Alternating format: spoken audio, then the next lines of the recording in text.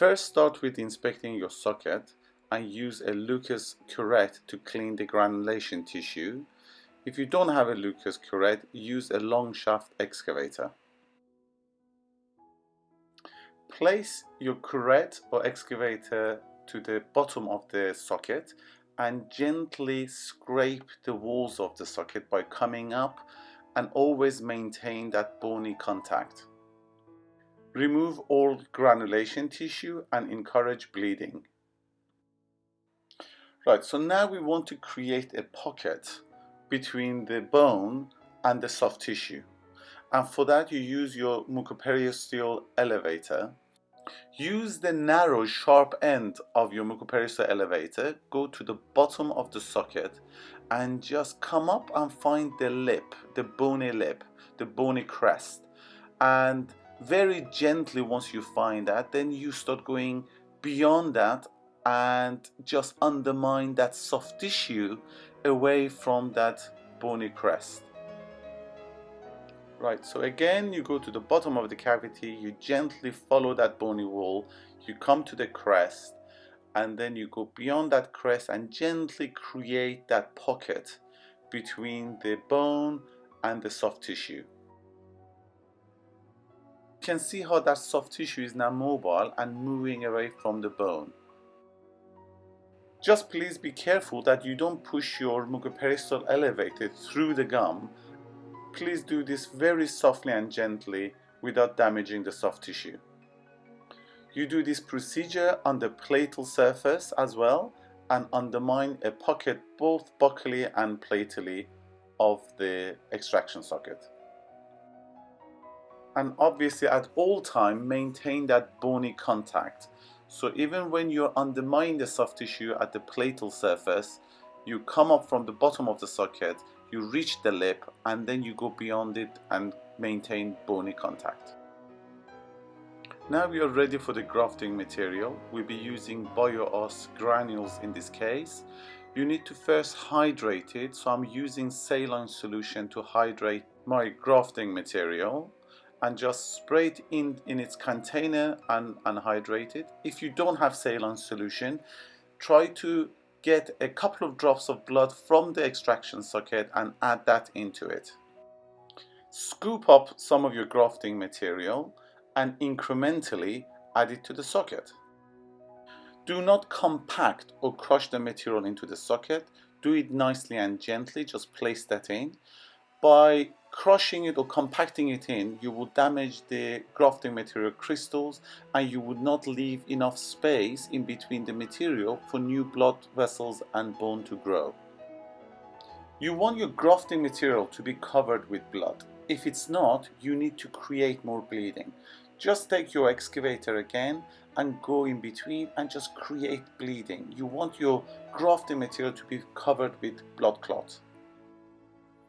Carry on, fill up your extraction socket with the grafting material. You want to cover the bony walls, and that's when you know you put enough material.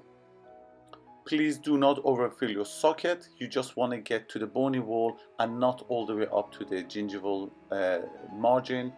You need to leave enough space for your collagen membrane to cover it all. Now we are ready to cover our grafting material with a membrane. In this case we are using Geistlich bio-gide. It has two surfaces, a rougher surface and a smoother surface.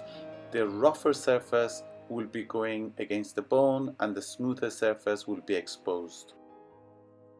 It's now time to shape your collagen membrane, and I usually make an hourglass shape out of the membrane. Check the shape of your membrane. In this case I feel like it's a bit too long, so I'm going to make it shorter, and also I make the edges rounder so it's nice and smooth.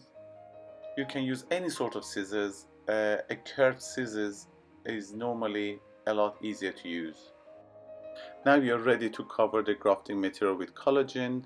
I start with the platal surface, gently tuck it in that pocket that I created.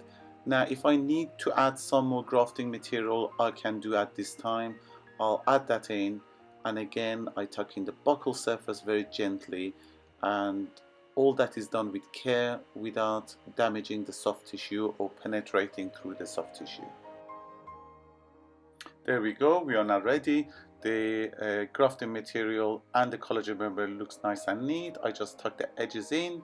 We are ready to place a figure of 8 suture, and I normally use a resorbable material like Vicryl Rapid. To place a figure of 8 suture, I basically go from one end, cross over to the other end, and then go to the other side and then cross over again, and make a knot at the buccal surface. I have gone through the distobuccal part of the flap, crossed it over to the mesioplatal part of the flap, and crossed it over. So now from the distoplatal part of the flap, crossing over to the mesiobuccal surface of the flap.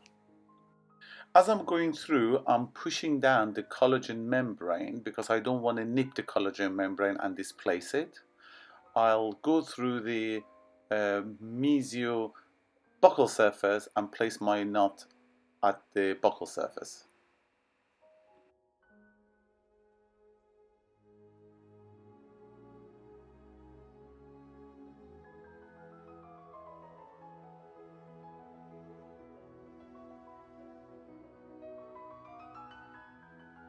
There you go, that's my figure of 8 suture, and it's keeping the grafting material and the collagen membrane nicely in place.